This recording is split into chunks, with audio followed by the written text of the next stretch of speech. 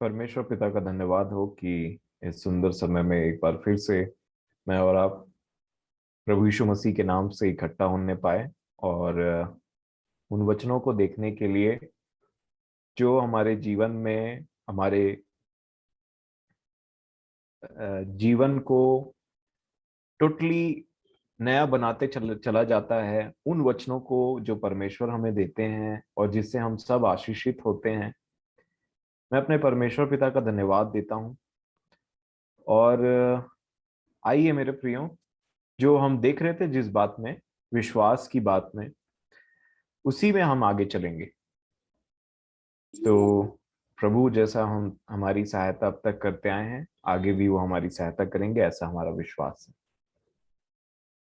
हमने पिछले दिनों देखा, अब देखिए कि किस प्रकार हम ये देख रहे हैं कि एक मनुष्य परमेश्वर के पास में कैसे आता है और कैसे परमेश्वर पिता की धार्मिकता में को पाता है।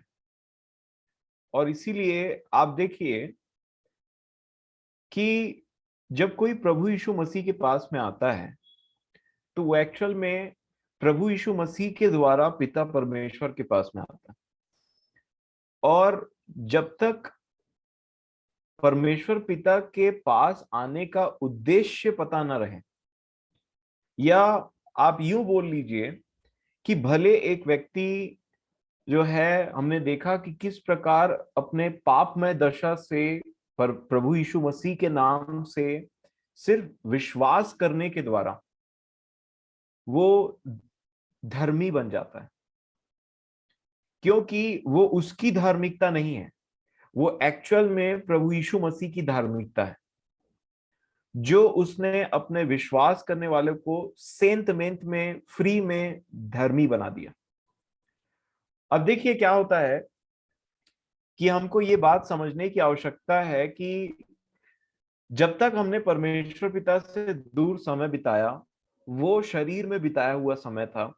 और इसीलिए जैसे जैसे हम परमेश्वर पिता की तरफ जाते रहते हैं और उनकी समीपी में बढ़ते चले जाते हैं, हम उनको और भी अच्छी तरीके से जानते हैं। एक बढ़ते हुए मसीही में और एक बढ़ते हुए विश्वासी में जो परमेश्वर से प्रेम करता है, और सिर्फ वो इस बात से संतुष्ट नहीं हो जाता कि मेरे पाप, मैं जो पहले पापी था अब क्षमा हुए, अब मैं पापी नहीं, अब मैं धर्मी हूं, परंतु इसके बाद में भी परमेश्वर पिता उसको संगति में रख करके अपने वचन के, अपने पुत्र प्रभु यीशु मसीह की संगति में बुला करके उसको अपने बारे में और बताते हैं। और इसीलिए परमेश्वर, जब से हम उद्धार पाते हैं तो हम धर्मी तो कहलाए जाते हैं, परंतु आप देखिए कंटिन्यूअसली परमेश्वर पिता का वचन ये हमको बताता है कि हमको कंटिन्यूअसली उनके संगति में रहने की आवश्यकता है। क्यों?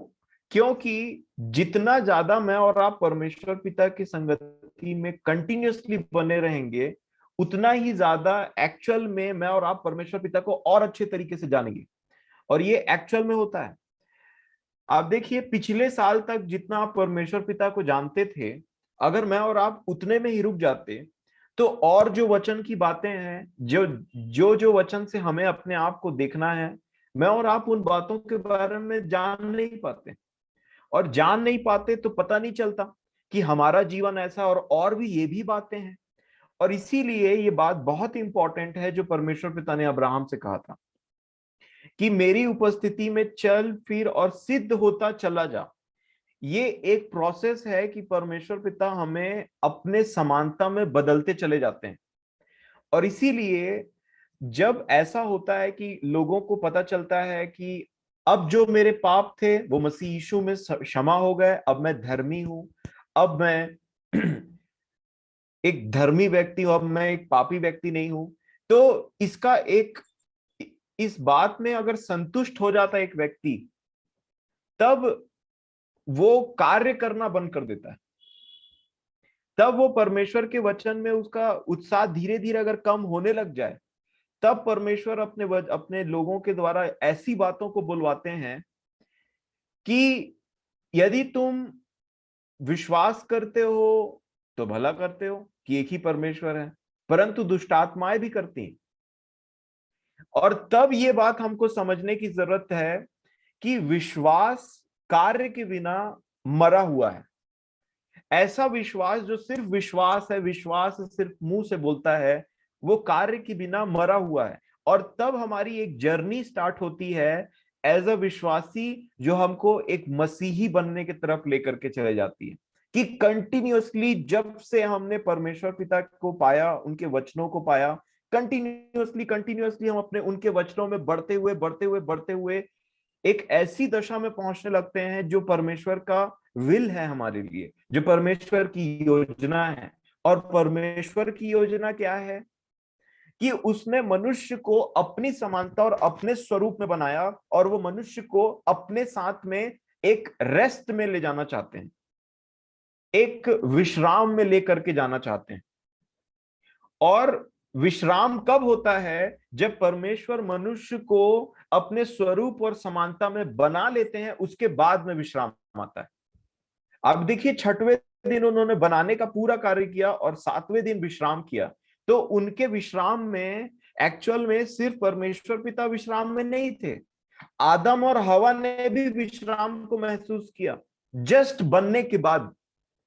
और इसीलिए मुझे और आपको परमेश्वर पिता को बहुत अच्छे से जानना बहुत जरूरी है। ये बात अलग है कि उनका जो संपूर्ण जो वो है एक्चुअल में, वो हमारा कुछ लिमिटेशन है ना, कि हम उनको पूरे तरीके से नहीं जान सकते कि वो क्या काम करते हैं, क्या ऐसा होता है।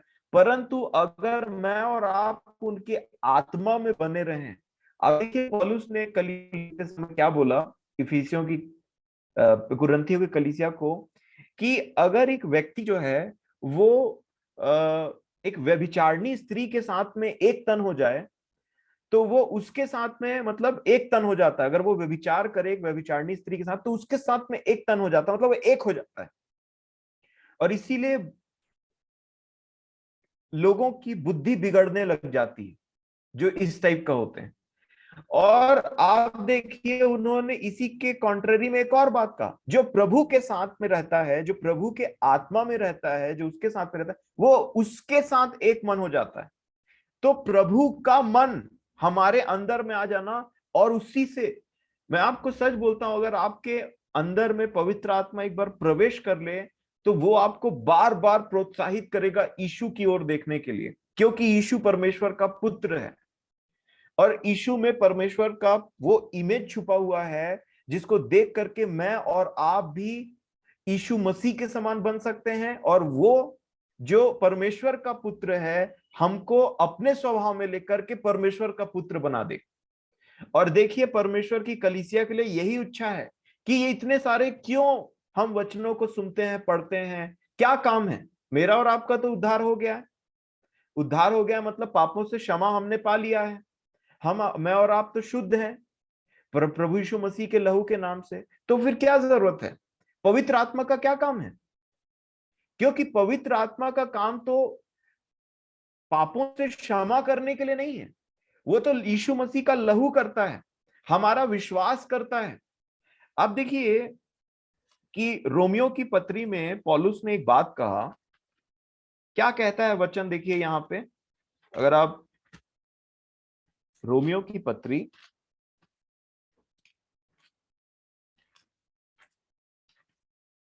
और उसका 10वां अध्याय और उसका 9 वचन, रोमियो 10 और उसका 9, लिखा है कि यदि तू अपने मुंह से यीशु को प्रभु जानकर अंगीकार करे और अपने मन से विश्वास करे कि परमेश्वर ने उसे मरे हुओं में से जिलाया, तो तू निश्चय उद्धार पाएगा। 10 वचन, क्योंकि धार्मिकता के लिए क्या करना पड़ता है? धार्मिकता के लिए, धार्मिकता के लिए मन से विश्वास किया जाता है, और उद्धार के लिए मुंह से अंगीकार किया जाता है। क्योंकि पवित्र शास्त्र यह कहता है, जो कोई उस पर विश्वास करेगा वह लज्जित ना होगा। तो आपका और मेरा विश्वास कहां है? वो एक्चुअल में हमारे मन के अंदर में है। और पता कब चलता है? जब सिचुएशन आते हैं तब। कोई भी व्यक्ति बोल सकता है मैं विश्वास करता हूं, मैं विश्वास करता हूं, परंतु परमेश्वर मनुष्यों के समान नहीं है। परमेश्वर टेस्ट करते हैं, इसलिए नहीं कि मैं और आप फेल हो जाएं, इसलिए कि पहला तो वो जान ले कि ये कितना विश्वासी, और दूसरा वो इसलिए टेस्टिंग करते हैं ताकि टेस्टिंग के द्वारा हम विश्वास में और भी प्रबल होते चले जाएं।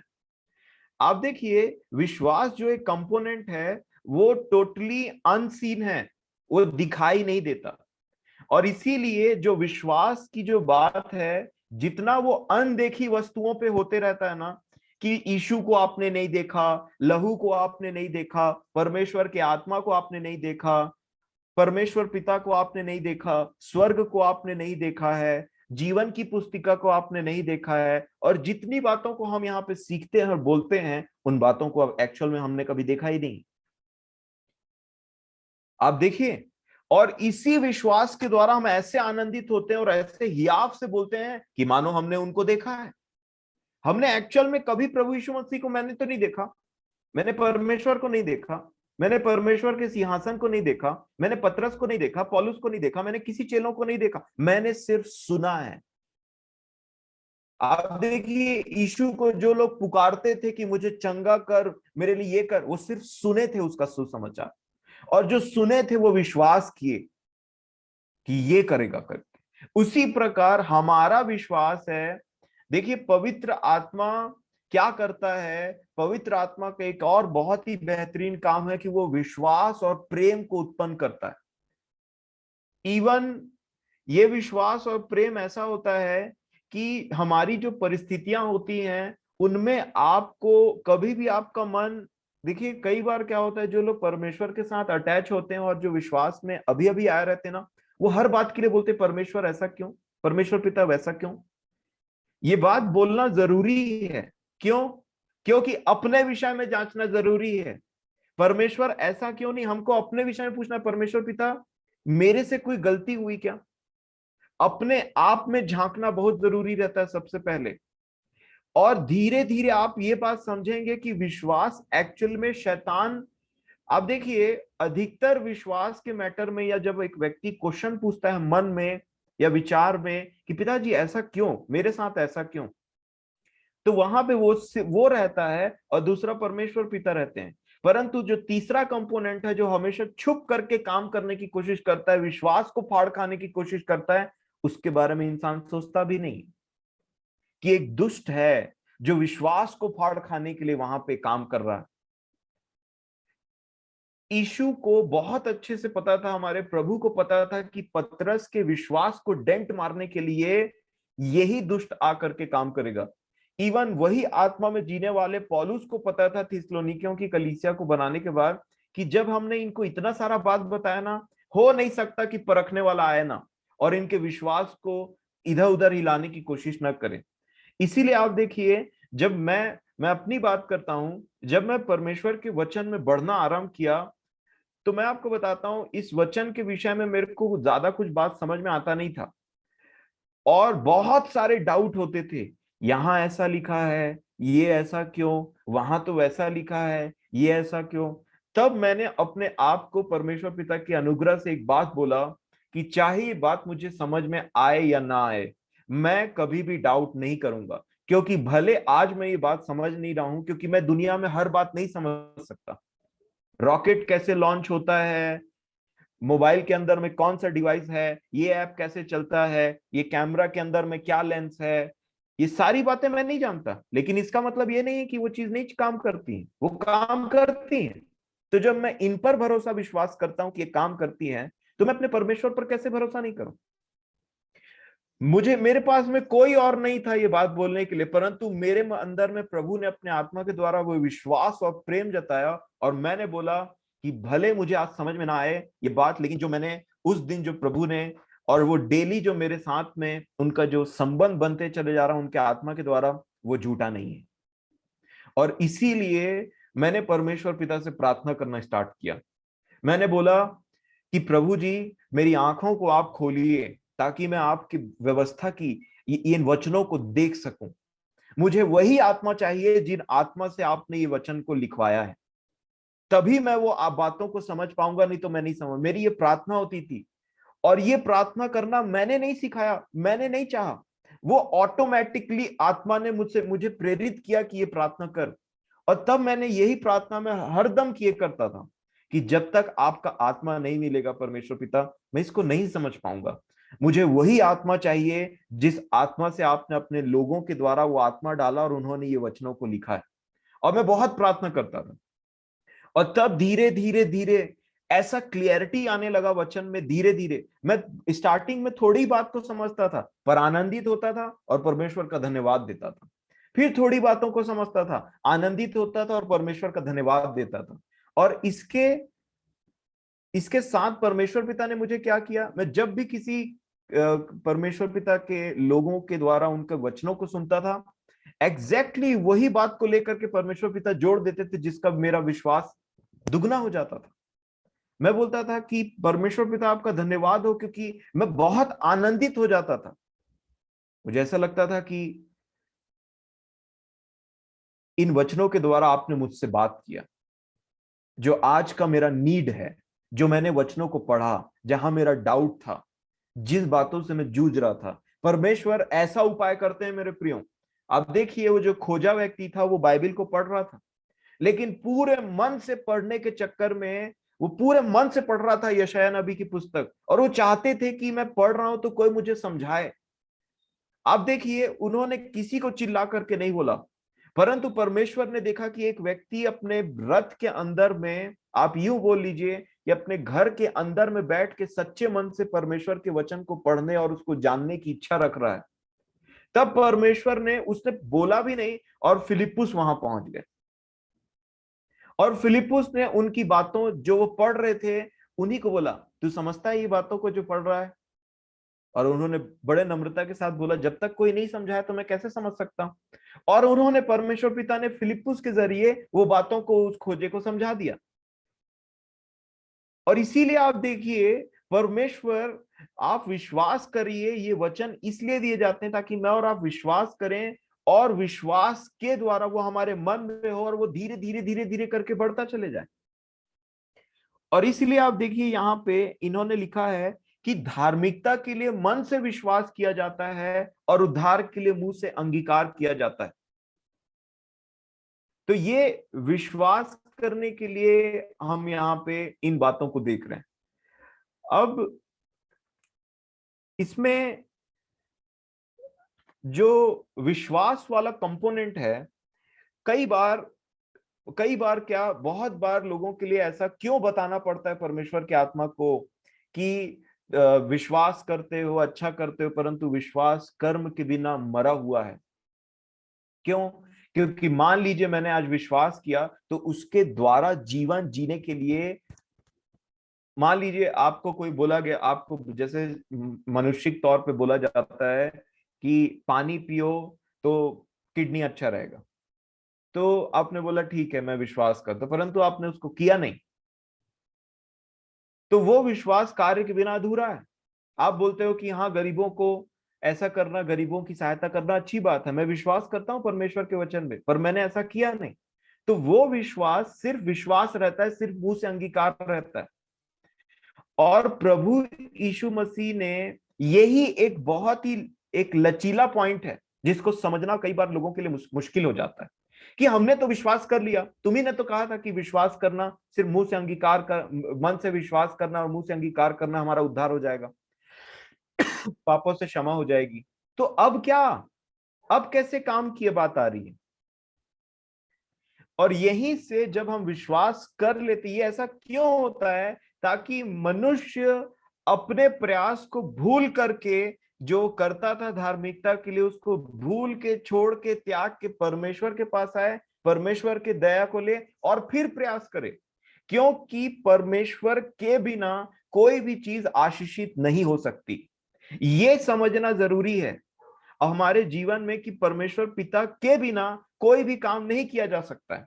और अगर कोई व्यक्ति करता भी है तो वो अपने ऊपर में फूलेगा, और ये परमेश्वर पिता को बिल्कुल मंजूर नहीं। और इसीलिए परमेश्वर पिता ने चाहा कि बड़े फ्री फोकट में ये भले फ्री में ये अपनी मेरी धार्मिकता को ले लें, लेकिन उसके बाद इनका जीवन मेरे पुत्र के समानता में बनने के लिए बदलता चले जाएगा। और कलीसिया के लिए यही यही ये बात है, यही परमेश्वर पिता का इच्छा है।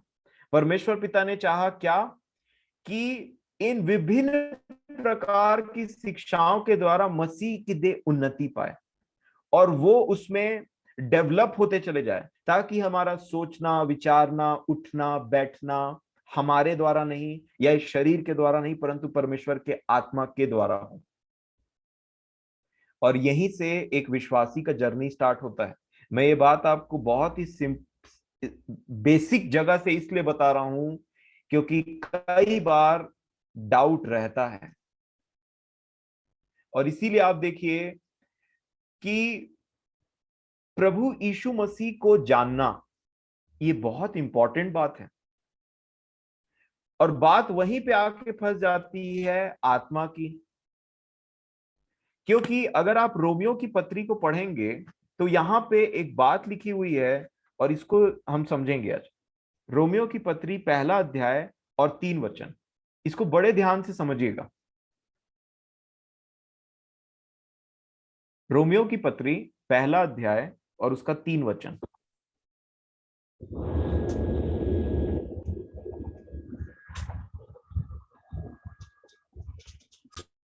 रोमियो 1 और उसका 3 ऐसा लिखा है, अपने पुत्र हमारे प्रभु यीशु मसीह के विषय में प्रतिज्ञा की थी। वह शरीर के भाव से तो दाऊद के वंश से उत्पन्न हुआ और पवित्रता की आत्मा के भाव से मरे हुओं में से जी उठने के कारण सामर्थ के साथ परमेश्वर का पुत्र ठहरा। यहां पे दो चीज है और इन दोनों को समझना बहुत जरूरी है। हमारे जो प्रभु इस पृथ्वी पे आए वो अपने आप को आप देखिए मनुष्य का संतान ऐसे बोलते थे, परंतु बहुत कम लोग उनको परमेश्वर के संतान के रूप में जानते थे। और जो लोग उनको परमेश्वर के संतान के रूप में जानते थे उनका उनके साथ में व्यवहार कैसा होना चाहिए। आप देखिए, मनुष्य जब यीशु मसीह इस पृथ्वी पे थे तो मनुष्यों ने उनको किस नाम से बुलाया? नाना प्रकार के नाम से। मैं इस बारे में बात कर चुका हूं। परंतु दुष्ट आत्माओं ने क्या बोला? क्या दुष्ट आत्माओं ने उनको परमेश्वर मनुष्य का संतान बोला? नहीं। दुष्ट आत्माएं बहुत अच्छे से जानती थी, क्योंकि वो आत्मा है और उस व्यक्ति के, उस दाऊद के संतान के अंदर में जो आत्मा बसा था वो उसको बात कर रही थी। हे परम प्रधान परमेश्वर के पुत्र, तू समय से पहले दुख देने के क्यों?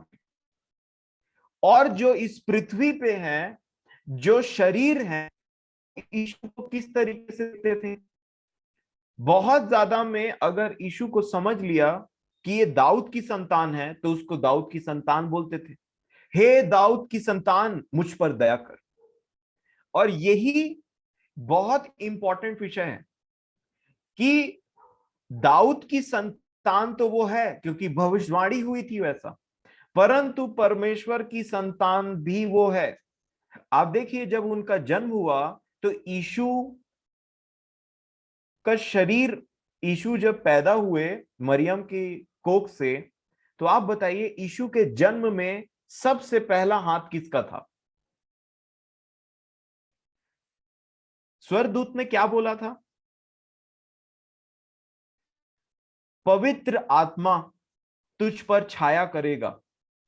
तो पवित्र आत्मा ऊपर से और मरियम शरीर, तो परमेश्वर का आत्मा सबसे पहला कंपोनेंट था यीशु को बनाने का। ये स्वर्गदूत बहुत अच्छे तरीके से जानते थे। मरियम सिर्फ एक एक जरिया थी कि यीशु को शरीर, परमेश्वर के पुत्र को शारीरिक रूप से लाए। इसीलिए परमेश्वर के पुत्र में शरीरों का काम नहीं है, एक आत्मा है और एक शरीर है। और इसको समझना बहुत जरूरी है, क्योंकि परमेश्वर का पुत्र बोलने से आत्मा, और दाऊद का संतान बोलने से शरीर। ये बहुत अच्छी बात है कि मैं और आप उसको दाऊद का संतान बोलते हैं, क्योंकि हम विश्वास करते हैं कि यही वो ठूंठ है, यही वो वंश है जो अब्राहम से परमेश्वर ने वादा किया था और यही हमारे लिए आया है, यही वो मसीह है। लेकिन उससे कहीं ऊपर ये जानना जरूरी है कि ये परमेश्वर का पुत्र है और हम भी वही हैं। कई लोग बोलते हैं, कई बार ऐसा होता है कि लोग इतना आत्मिक बनने की कोशिश करते हैं कि शरीर को भूल जाते हैं, और कई बार लोग इतना शरीर की बात करते हैं कि आत्मा को भूल जाते हैं। वो भूल जाते हैं, मैं आपको दिखाई दे रहा हूं, क्या मैं आत्मा हूं? क्या मेरा मांस और लहू नहीं है? तो क्या मैं आत्मा नहीं हूं? क्या मैं सिर्फ शरीर हूं? मैं दोनों हूं। मैं मिट्टी का बर्तन हूं जिसके अंदर में परमेश्वर का आत्मा है। तो मुझे दोनों चीजों को समझना है। मैं नहीं बोल सकता कि मैं शरीर नहीं हूं, मैं शरीर में भी जिंदा हूं। और इसलिए शरीर के लिए भी प्रार्थना करने की जरूरत पड़ती है और आत्मा के लिए भी प्रार्थना करने की जरूरत पड़ती है। आप देखिए, जब याकूब ने अपने पत्री में लिखा तो उन्होंने क्या बोला कि तुम में जो बीमार है वो प्रार्थना करे। तो बीमार कहां है? शरीर में बीमार है। तो क्यों प्रार्थना करें? कि अगर हम सिर्फ आत्मा में प्रार्थना करते हैं तो ये ऐसा है कि शरीर जो है वो भी इंपॉर्टेंट है, आत्मा जो है वो उससे 100 गुना ज्यादा इंपॉर्टेंट है। परंतु इस चक्कर में शरीर के लिए, शरीर को हम नेग्लेक्ट नहीं कर सकते, क्योंकि अगर आपका शरीर के ऊपर में आपने ध्यान नहीं दिया और कुछ भी करते रहे कि हम आत्मा है सोच करके कि खाई से कूद दिए और ऊपर से एक आग में चलने लगे, तो फिर ये शरीर खराब हो जाएगा। उस तरीके के विश्वास को शैतान लाता है। वो तरीके का विश्वास दिखावटी होता है, क्योंकि शैतान ने यीशु को कंगूरे पे खड़ा करके बोला कि अब कूद दे, अब नीचे जा। क्यों? क्योंकि तुझे तो परमेश्वर के दूत हाथों हाथ उठा लेंगे। और यीशु ने इस बात का खंडन किया कि उसकी परीक्षा मैं नहीं करूंगा, मेरा विश्वास है कि वो मेरा पिता है, उसके लिए मुझे ये सब काम करने की जरूरत नहीं है। और इसीलिए मेरे प्रियो, ये दो चीजों को हमें स्मरण रखना और इसके बारे में जानना जरूरी है। जब शरीर बीमार है या शरीर की कुछ आवश्यकता है तो उसके लिए प्रार्थना भी किया जाता है और इसमें कोई प्रॉब्लम नहीं है। और यही है दाऊद की संतान बोलने से शरीर में। आप देखिए, जब एक व्यक्ति बीमार है, आप लूका रचित सुसमाचार उसके 18 अध्याय में देखेंगे, तो यहां पे जब प्रार्थना के विषय में प्रभु ने कुछ बातों को बताया, तो लूका 18 और उसका 35 में एक व्यक्ति है जो अंधा है। एक व्यक्ति है जो अंधा है और वहां पे एक बहुत बड़ी भीड़ है और यीशु मसीह, यीशु नासरी वहां से पार हो रहे हैं। और ये व्यक्ति क्या बोल रहा है, देखिए 38 में, लुका 8 और उसका 38, क्या बोल रहे हैं ये व्यक्ति जो अंधे हैं। तब उसने पुकार के कहा, हे यीशु दाऊद की संतान, मुझ पर दया कर। जो आगे आगे जा रहे थे वे उसे डांटने लगे और ये व्यक्ति और चिल्ला के बोलने लगा, दाऊद की संतान मुझ पर दया कर। ये व्यक्ति यीशु को क्या जान रहा है? दाऊद की संतान। और वो बोल रहा है कि मुझ पर दया कर। और आगे 41 वचन में यीशु मसीह ने साफ उनसे पूछा, तू क्या चाहता है कि मैं तेरे लिए करूं? उन्होंने पूछा, तू क्या चाहता है कि मैं तेरे लिए करूं? तो ये व्यक्ति ने कहा, उसने कहा, हे प्रभु, यह कि मैं देखने लगूं। और यीशु ने क्या बोला? यीशु ने उससे कहा, देखने लग, तेरे विश्वास ने तुझे अच्छा कर दिया है। अब देखिए, यीशु मसीह ने इनके विश्वास के द्वारा इनको चंगाई दी और बोला कि तेरे विश्वास ने तुझे अच्छा कर दिया है। ये व्यक्ति यीशु को कौन जान रहा है? दाऊद की संतान। तो मुंह से क्या मांगा कि मुझे चंगा कर, मेरी आंखों को खोल दे, मैं देखना चाहता हूं। यीशु ने क्या किया? इसकी प्रार्थना और इसके विश्वास के अनुसार में इसकी आंखों को खोल दिया। इसमें कोई बुराई नहीं है। दाऊद की संतान, जब तक आप यीशु को एज अ दाऊद की संतान समझेंगे, आप उससे शरीर की बातों को मांगेंगे और उसमें कोई बुराई नहीं है। लेकिन जिस दिन आप यीशु को परमेश्वर का पुत्र करके जानेंगे, तो वो आपका आत्मा ही आपको बताएगा, और आप आत्मा में होकर के उसको जानेंगे।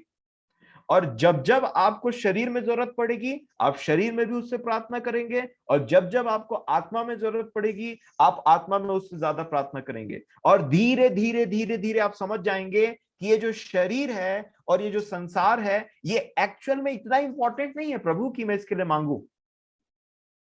और आप धीरे धीरे उसको दाऊद की संतान से परमेश्वर की संतान के रूप में जानने लगेंगे। और जब आप उसको परमेश्वर के संतान के रूप में जानने लगेंगे, तब आप बोलेंगे कि मैं भी परमेश्वर का संतान बनना चाहता हूं। ये सिर्फ शरीर में भला चंगा रहना और यहां की बातों में, ये संसार में अच्छे से रहना, यही नहीं, परंतु प्रभु मेरी शरीर, ये अब मेरा इंटरेस्ट नहीं लगता शरीर की बातों में, संसार की बातों में, कि मैं ये मांगू कि मैं वो मांगू। ये सब बातें ठीक है, शरीर है तो जरूरत है, दर्द देता है शरीर में तो प्रार्थना करते हैं। इवन परमेश्वर के दास पौलुस ने किया प्रार्थना प्रभु यीशु मसीह से। मैंने प्रभु से 3 बार प्रार्थना किया क्योंकि उनको शरीर में प्रॉब्लम हो रहा है। तो इसमें कोई प्रॉब्लम नहीं है। जिसको तकलीफ होती वो जानता है कि शरीर में क्या होता है। शरीर आपको ब्रेक डाउन कर देगा। आप कहीं जाना, आपको इंपॉर्टेंट कहीं जाना है तो आप वहां पे जा नहीं पाएंगे। आपको कुछ काम करना है तो वो आप काम नहीं कर पाएंगे। इसीलिए परमेश्वर का जो आत्मा है वो हमको 2 तरीके से बुद्धि देता है। एक, दाऊद की संतान बोलने से शरीर के कामों में भी, शारीरिक रूप से भी हमको अच्छे तरीके से रहना, और उठना बैठना सोना जागना बात करना और शरीर की जरूरतों के लिए प्रार्थना करना, कोई बुराई नहीं है इसमें। परंतु जैसे जैसे मैं और आप उसको परमेश्वर के संतान, आप देखिए इसीलिए कंफ्यूजन पैदा हो जाता है। जैसे गरीबों को खाना खिलाना, अनाथों को खाना खिलाना, इसका मतलब क्या होता है? इसका मतलब 2 है।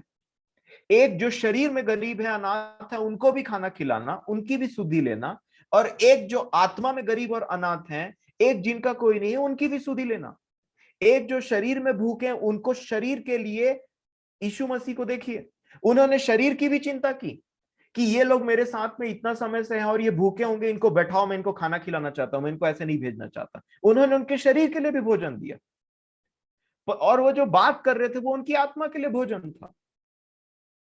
इसी प्रकार से कभी भी कंफ्यूज मत होइएगा कि आत्मा के लिए कि शरीर के लिए। जब तक आप इस शरीर में हैं, आपका शरीर में भी कुछ कार्य बनता है, और इस शरीर के अंदर में जो आत्मा है वो परमेश्वर का आत्मा है, और वो आपको धीरे धीरे धीरे धीरे शरीर से, इस शरीर के लिए आपको ऐसा कर देगा कि आपका इससे इच्छा ही नहीं होगा इसके लिए मांगने का। आप धन्यवादी जरूर बने रहेंगे, इवन दूसरों के शरीर के लिए भी प्रार्थना कर सकते हैं। क्योंकि आप देखिए जिन इब्रानियों की पत्री में क्या लिखा था, इब्रानियों की लेखक में, कि उनके लिए भी प्रार्थना करो जिनकी दुर्दशा की जाती है, यह जानकर के कि तुम्हारे पास में भी एक शरीर है। ऐसा लिखा है यहां पे।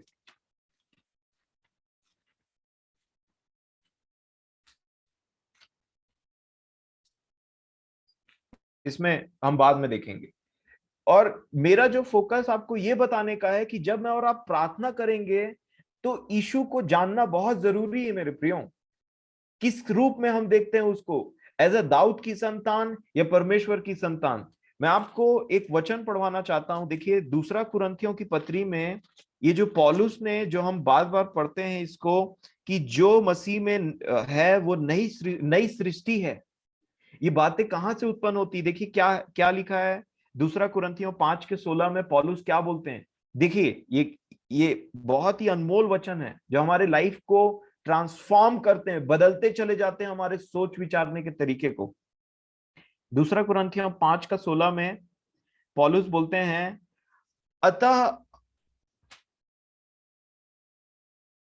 अतः अब से हम किसी को शरीर के अनुसार न समझेंगे। बड़े ध्यान से देखिएगा क्या लिखा है 2 कुरिन्थियों 5:16 में, अतः अब से हम किसी को शरीर के अनुसार ना समझेंगे, यद्यपि हमने मसीह को भी शरीर के अनुसार जाना था। देखिए क्या बोल रहे हैं ये, यद्यपि हमने मसीह को भी शरीर के अनुसार जाना था, तो भी अब से उसको ऐसा नहीं जानेंगे। कैसा जानेंगे उसको? परमेश्वर के आत्मा के रूप में। और जब मैं और आप ऐसा जानेंगे उसको, तब पुरानी बातें बीत जाएंगी और देखो सब नई हो जाएंगी। आत्मा, आप देखिए, प्रभु यीशु मसीह ने इस संसार की बातों को, इस शरीर की जरूरतों को टोटली नेग्लेक्ट नहीं किया। उन्होंने बोला, उन्होंने बस ये बोला कि इस शरीर से ऊपर भी कुछ चीज है, इस शरीर की जरूरतों से ऊपर भी कोई चीज है, और वो तुम तब तक नहीं समझोगे जब तक आत्मा नहीं आएगा तुम्हारे अंदर। अब देखिए, जब चेले प्रभु यीशु मसीह के पास में आए, और वो क्या करके आए थे, आप जानते होंगे इस बात को, कि वो दुष्ट आत्माओं को निकाल करके आए थे। और वो इतने आनंदित थे कि उनके अधिकार में दुष्ट आत्मा है, कि प्रभु यीशु मसीह के नाम से दुष्ट आत्माएं निकल जाती है। तो जब वो आए आनंदित होकर के, तो प्रभु यीशु मसीह ने उनसे एक बात बोला, इस बात से आनंदित मत हो कि ये जो आत्माएं हैं वो तुम्हारे वश में है, परंतु इस बात से आनंदित हो कि तुम्हारे नाम जो है वो स्वर्ग में लिखे गए। आप देखिए, प्रभु यीशु मसीह का पूरा फोकस इस पृथ्वी से निकाल करके हमको परमेश्वर के उस राज्य में और पिता को पहचानने के लिए उनका प्रयास था। और इसीलिए उन्होंने कहा कि मेरे पीछे हो लो, मुझे फॉलो करो। और ये कब होगा? जब हम विश्वास में बढ़ते चले जाते हैं। कभी भी मैं आपको एक सलाह देना चाहता हूं, कभी भी आप इस बात से संतुष्ट मत होइएगा कि मैंने अब इन वचनों को जान लिया, ये भेद को मैं समझ गया, इस वचन का मीनिंग समझ गया, या अब बहुत हाई जा रहे हैं हम लोग परमेश्वर पिता के वचन में, बहुत ऊपर ऊपर, ये तो बहुत अजीब टाइप की बातें होते चले जा रही। नहीं मेरे प्रियो, आप देखिए, परमेश्वर के आत्मा से परिपूर्ण होकर के और जो कंटिन्यूअसली बढ़ते रहते हैं ना, उनका स्टैंडर्ड इतना हाई हो जाता है, इतना हाई हो जाता है। पौलुस का आत्मा में जीने का स्टैंडर्ड इतना हाई हो गया था कि उनको बोलना पड़ा, मैं तुम्हें आत्मा की रीति पे ये बात नहीं बोल सकता, मैं तुम्हें वो अन्न नहीं खिला पाया, दूध ही पिला पाया, क्योंकि अब तक तुमको वही सब बात चाहिए। इब्रानियों की पत्री में उन्होंने ऐसा बोला कि तुम्हारा कान मोटे हो गए सुनते सुनते, तुम सुनते नहीं हो, और आदि शिक्षा को फिर से बताना पड़ता है, वही विश्वास के बारे में, वही लहू के बारे में, वही इसके बारे में। मैं सोच रहा था कि एक और लेवल है मेरे प्रियो आत्मा में जीने का, जो परमेश्वर के लोग जीते हैं, परंतु सामने वाला नहीं समझ पाएगा करके उनको मनुष्यों की रीति में बोलना पड़ता है। यही बात प्रभु यीशु मसीह के साथ में भी थी। इसीलिए मैं और आप जितना आत्मा में प्रयास करते करते आगे बढ़ेंगे, जितना आत्मिक बातों में आगे बढ़ेंगे, उतना आपका स्पिरिचुअल लेवल हाई होता चले जाएगा। और परमेश्वर पिता मानो हमको अपने अपने पास खींचते हैं अपने आत्मा के द्वारा। परमेश्वर आत्मा है। प्रभु यीशु मसीह ने क्या बोला? पिता आत्मा है, और वो सच्चे आराधकों को खोजता है। जो शरीर में गाना बजाना, हल्ला हुल्लड़ करते रहते हैं, डांस, ये कुछ भी करते रहते हैं, परमेश्वर पिता बोलते हैं ये नहीं, ये नहीं, ये नहीं, ये नहीं, ये आत्मा में आराधना कर रहा है, वो ऐसा खोजते हैं। आज बहुत हल्ला हो रहा है, लेकिन जो परमेश्वर खोज रहा है, जो परमेश्वर खोज रहे हैं, वो एक्चुअल में उनको नहीं मिलता है, इसीलिए उनको खोजना पड़ता है। और वही खोजे हुए, उनको पकड़ के लाए हुए और अपने आत्मा से परिपूर्ण किए हुए लोगों को कलीसिया बोलते हैं, जिनके सोचने विचारने का तरीका टोटली अलग होते चले जाता है, उनकी बातें अलग होती हैं, उनका इंटरेस्ट अलग होता है। उनकी बातें सुन करके नॉर्मल इंसान बोलता है कि कैसी बातें हैं, क्या लेवल है इस व्यक्ति का, और वो आपको चैलेंज करता है, मैं भी ऐसा जीवन जीऊंगा। और इसी को बोलते हैं आत्मा में बढ़ते चले जाना। सोचिए, आपको बोला जाए कि प्रभु यीशु मसीह की वो बातें हैं, लेकिन छोड़ो, आप नहीं समझोगे, आप शरीर में जीने वाले लोग। अरे आपको बताना भी, मेरा मन गवाही नहीं दे रहा, मैं ऐसा बोलूं, कैसा लगेगा? दुख होगा। क्या भाई, हम इतना टाइम से प्रभु की आराधना करते हैं, प्रभु के साथ जुड़े हैं, और आप बोलते हो आप नहीं समझोगे? कौन सा वचन हम नहीं समझेंगे? ये नहीं, जो मैं आत्मा में बोलूंगा उसको तुम नहीं समझोगे। यही पौलुस बोल रहे थे कलीसिया को। मेरे प्रियो, परमेश्वर पिता का धन्यवाद हो आपके जीवन के लिए कि आप ऐसे लोग हैं। मेरा विश्वास है कि जो कंटिन्यूअसली परमेश्वर के वचन में चलने के लिए और आत्मिकता में एक लेवल और आगे बढ़ने के लिए अंदर से उत्साहित रहते हैं।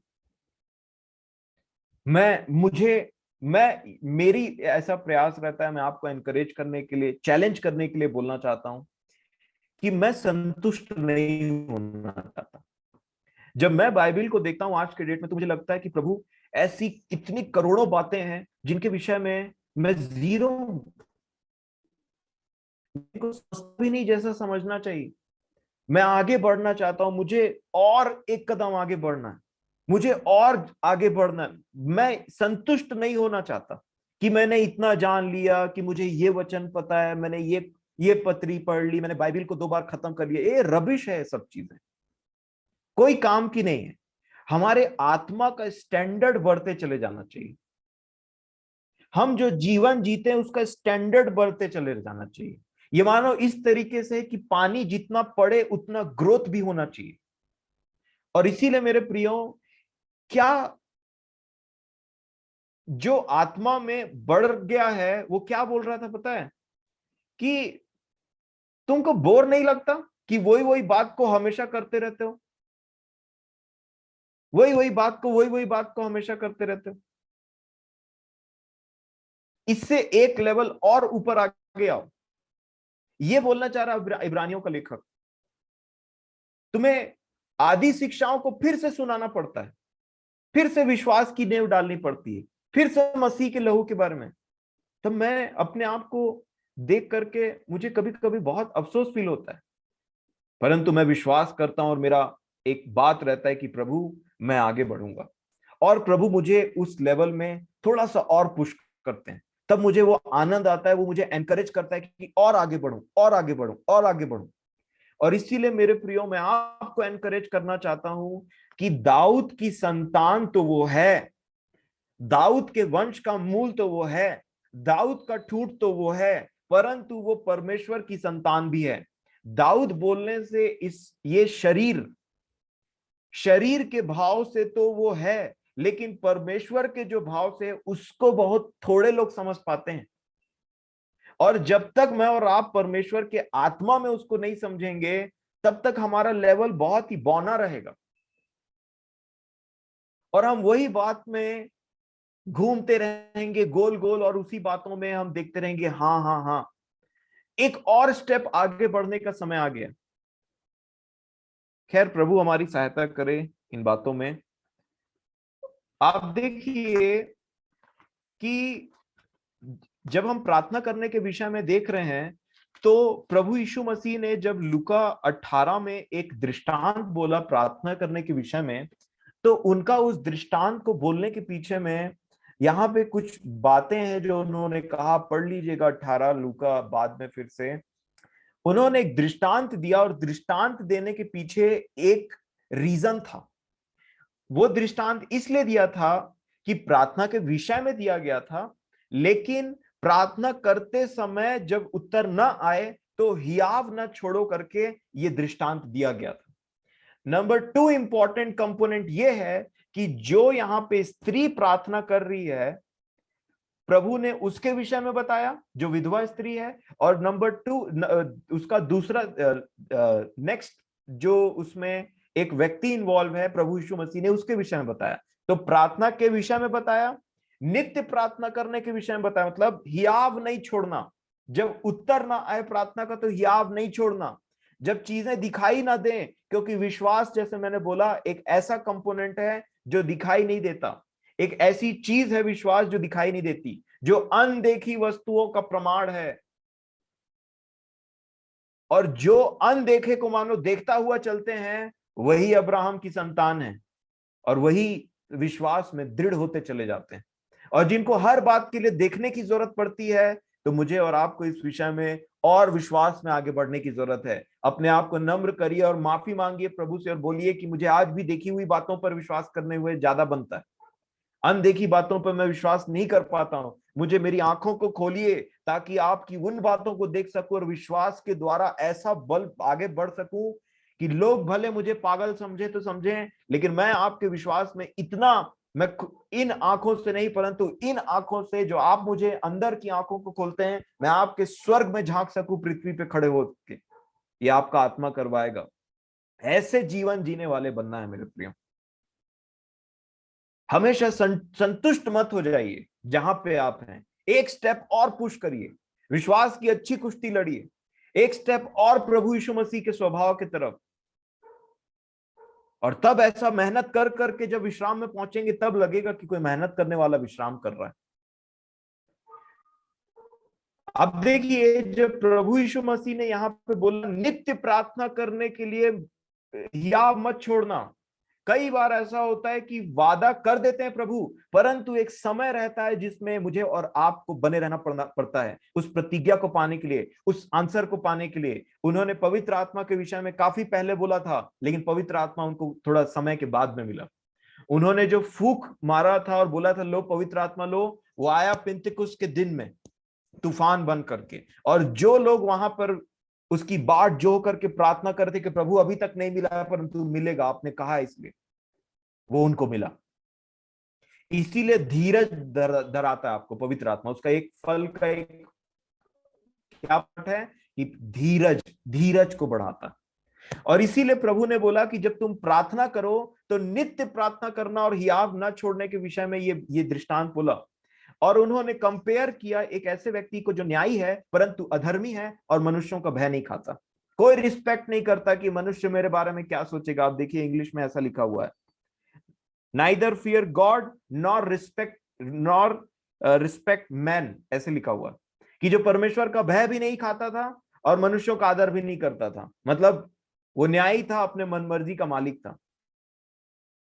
ये बताता है, ये इसलिए एग्जाम्पल लिया प्रभु ने ताकि मुझे और आपको बता सके जब ऐसा व्यक्ति उसका न्याय चुका सकता है तो परमेश्वर जो इतना सर्वश्रेष्ठ है, जो इतना महान है, इतना दयालु है, वो अपने भक्तों का प्रार्थना को क्यों नहीं सुनेगा।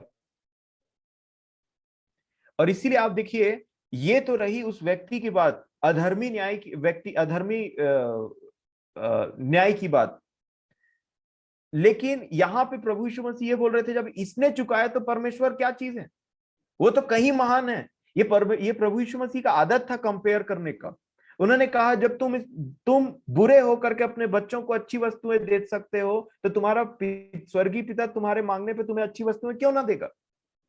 वो कंपेयर कर रहे थे ताकि हमको लगे हाँ ये तो सही बात है। और इसी प्रकार आप देखिए यहां पे ये जो स्त्री है इसके विषय में समझिए, ये नित्य प्रार्थना करने के विषय में तो है, लेकिन प्रभु यीशु मसीह ने यहाँ पे एक और बात, ये स्त्री में एक बात छुपी हुई है कि कौन थी ये स्त्री। एक विधवा स्त्री थी और क्या बोल रही थी, मेरा न्याय चुका, मेरा न्याय चुका। तो कौन बोल सकता है परमेश्वर के पिता के पास में जाकर के कि मेरा न्याय चुका, जिसके साथ अन्याय हो रहा है। और बार बार बार बार जाकर के प्रार्थना करना, तो अन्याय हो रहा है जिसके साथ में, वो अन्याय मतलब वो उस बात में निर्दोष होना चाहिए। और निर्दोषता के बारे में मैंने आपको इसलिए पहले ये बात बताया कि किस प्रकार हम अपने पापों से शुद्ध होने के बाद प्रार्थना करते हैं।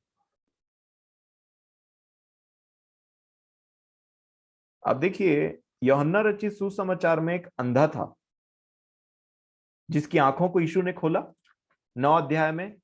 इसको आप यूहन्ना 9 अध्याय और उसका 31 वचन। ये जो अंधा था जिसकी आंखों को यीशु ने खोला था और फरीसी लोग इसको परेशान कर रहे थे, तो ये एक बात बोलते हैं। क्या बोलते हैं ये, यूहन्ना 9 का 31। इनकी बात को सुनिए थोड़ा, ये अंधे की बात को जो आप देख रहे हैं प्रभु यीशु मसीह ने इनको ठीक किया। यूहन्ना 9 का 31 में उन्होंने बोला, हम जानते हैं कि परमेश्वर पापियों की नहीं सुनता, तो किनकी सुनता है? परंतु यदि कोई परमेश्वर का भक्त हो और उसकी इच्छा पर चलता है तो वह उसकी सुनता है। ये इसने बोला, और ये बिल्कुल सही बात बोल रहा है, क्योंकि इसकी आंखों को यीशु ने खोला है, और ये जो बात कर रहा है वो एकदम एग्जैक्टली सही बात बोल रहा है। परमेश्वर पापियों की नहीं सुनता, और दूसरा, परमेश्वर पापियों की सुनता है। कैसे? जब वो व्यक्ति, जो अधर्मी व्यक्ति था, जो चुंगी लेने वाला था, वो बोल रहा है कि मुझ पापी पर दया कर, दया कर, तो परमेश्वर ने उसको उसकी सुना और उसको धर्मी बना करके भेजा। परमेश्वर उन उन पापियों की जरूर सुनता है जो प्रभु यीशु मसीह के नाम से मन फिरा करके उसके पास आते हैं, परंतु उन पापियों की वो कभी नहीं सुनता है जो अपने पाप को किनारे कर करके, जो पाप परमेश्वर उनको वचन से दिखाता है, उनको किनारे करके उसी पाप में, उसी मलिनता में, गंदगी में, कीचड़ में जिंदगी बिताते रहते हैं और उसके साथ प्रार्थना भी करते रहते हैं। उन पापियों की परमेश्वर नहीं सुनता, परंतु जो पापी परमेश्वर के पास प्रभु यीशु मसीह के नाम से आए, पापों का क्षमा पाले, धर्मी बन जाए, परमेश्वर उनकी सुनता है। मैं आशा करता हूं कि प्रभु आपकी सहायता करें इन वचनों को समझने के लिए। यीशु मसीह ने प्रार्थना करने के विषय में एक ऐसी स्त्री का इस्तेमाल किया, एक ऐसी स्त्री का उदाहरण लिया जो बार बार बोल रही थी कि मेरा न्याय चुका, मेरा न्याय चुका। मतलब उस चीज में वो स्त्री कहीं पे भी दोष में नहीं थी, और इसीलिए उसको हियाव होता था कि बार बार जाकर के उस व्यक्ति से बोले कि मेरा न्याय चुका, मेरा न्याय चुका। और मैं आपको बताना चाहता हूं, एक अधर्मी व्यक्ति जिसके पाप क्षमा हुए हैं, उससे ज्यादा अगर उसके हृदय में विश्वास हो कि मेरे जितने पाप थे वो क्षमा हो गए ना मेरे प्रियो, मैं आपको बताना चाहता हूं, उससे ज्यादा बोल्ड इंसान आप इस दुनिया में नहीं पाएंगे, जिसको ये विश्वास हो गया कि मेरे पाप जो बहुत थे वो क्षमा हो गए। ये बोल्डनेस जो आता है ना, ये इसलिए नहीं आता कि मेरे या किसी व्यक्ति के धर्म के काम बहुत होते हैं। ये बोल्डनेस इसलिए आता है क्योंकि उसको अपने हृदय में पूरा पूरा विश्वास है कि मेरे पापों को परमेश्वर ने क्षमा किया है और अब मैं उन पापों में दोबारा नहीं जाऊंगा, ये उसी के अनुग्रह से होगा। और तभी वो पापियों के अंदर, पापियों को धर्मी बना के, अर्थात अपने पुत्र के लहू से शुद्ध करके ऐसा कॉन्फिडेंस देता है कि वो अपने मुंह से अंगीकार करते हैं। और यही चीज बहुत इंपॉर्टेंट है कि मुंह से अंगीकार करना, वो दृढ़ता होना हमारे अंदर में कि हाँ मैं पाप से क्षमा हुआ, और प्रार्थना करना परमेश्वर के पास में। अब देखिए, पौलुस कलीसिया के सताने वाले थे, स्तिफनुस के मर्डर में उनका हाथ था, यीशु की निंदा करने वाले थे। उस व्यक्ति को इतना बोल्डनेस कहां से आ सकता है कि वो दूसरे व्यक्ति को बोले कि तुम तुमको मैं शैतान के हाथ में सौंपता हूं? ऐसा उन्होंने एक जगह में बोला, छड़ी लेकर के आऊं क्या? मैं छोड़ूंगा नहीं तुमको, मैं कलीसिया, मेरी सी चाल चलो जैसा मैं मसीह की सी चाल सकता हूं। ये कहां से बोलने आता है? जब एक व्यक्ति को विश्वास हो जाता है कि मेरे पाप जो बहुत थे वो प्रभु ने क्षमा किए, अब मैं नहीं, प्रभु मुझ में है, और वो बोल्डनेस देता है आपको। इसीलिए इससे पहले कि हम प्रार्थना करें, उस बहुत इंपॉर्टेंट है कि अपने अपराधों और पापों को हम देखें और परमेश्वर के साथ मेल मिलाप कर लें, ताकि जब हम प्रार्थना करें तब हमें, हमारे पास एक बोल्डनेस हो, हमारे पास एक आशा हो, हमारे पास एक विश्वास हो कि परमेश्वर पिता मेरी जरूर सुनेंगे। और इसीलिए ये बात बहुत इंपॉर्टेंट है कि विश्वास से प्रार्थना की जाए। आप देखिए यीशु ने क्या बोला, यदि तू गिफ्ट लेके आता है परमेश्वर की वेदी के पास में, कुछ चढ़ाना चाहता है, और उतना टाइम तुझे स्मरण आता है कि तेरे मन में तेरे भाई के प्रति कुछ हो, तो जा करके पहले उससे मेल मिलाप कर। तू ना गाना गा, तू ना प्रार्थना कर, तू ना वचन बोल, ना कुछ कर, जाके पहले वो काम सुधार जो तेरे और परमेश्वर के बीच में बाधा डाल रही, क्योंकि परमेश्वर पापियों की कभी नहीं सुनता। इसीलिए याकूब ने बोला, कि याकूब ने पत्री में लिखा वचन में कि धर्मी जन की प्रार्थना से बहुत कुछ हो सकता है। ये इसको समझना बहुत जरूरी है। कुछ भी कर करके प्रार्थना करके अपना अपना सोचना कि इसका उत्तर आएगा, और शरीर किसी भी रीजन के लिए प्रार्थना करना नहीं। इसीलिए इससे पहले कि हम प्रार्थना के विषय में जाएं, ये वो कोर इंपॉर्टेंट चीज है जिसको मुझे और आपको समझना बहुत जरूरी है। क्यों कहा गया, यीशु ने क्यों बोला कि वही जो अपने छाती पीट करके बोल रहा था वही धर्मी ठहरा? क्यों वो अंधा बोल रहा था कि परमेश्वर पापियों की नहीं सुनता? और इसी को समझना बहुत जरूरी। तो ये रही विश्वास की बात। अब प्रार्थना करते समय ये यीशु मसीह यहाँ पे एक बात बोल रहे हैं। अब मान लीजिए कि पाप क्षमा हो गए, विवेक क्लियर है, जैसा कि आज वचन बोला गया, मैं समझता हूं संगीता बुआ ने बोला कि जैसे आपको मन में विश्वास किया जाता है धार्मिकता के लिए कि मेरे जो पाप थे वो प्रभु यीशु मसीह के नाम से मिट गए, खत्म हो गए, और जब आपको ये दृढ़ता हो जाए, कभी डाउट मत करिएगा कि आप परमेश्वर आप एक परमेश्वर के पुत्र बन गए हैं या पुत्री बन गए हैं। ये विश्वास को हिलाने का काम, शेक करने का काम शैतान करता है। ऐसे ही पाप क्षमा हो जाएंगे तेरे। वो काम जो इतने समय किए, वो तो कितने गंदे पाप थे। परमेश्वर के उस पुत्र, परमेश्वर के पुत्र के लहू पर विश्वास करिए, वो इतना ज्यादा सामर्थी है। इसीलिए इस बात को समझाने के लिए इब्रानियों के लेखक ने एग्जाम्पल लिया कि पुराने के समय के लोगों के से जब कुछ पाप हो जाता था तो वो गाय के, बैलों के लहू को चढ़ाते थे और समझ लेते थे कि मेरे पापों से छुटकारा हो गया, अब हम पापी नहीं है। और इसलिए परमेश्वर का आत्मा आपको एक दृढ़ता देता है अपने पवित्र विश्वास, ऐसा बोला यहूदा की पत्री में।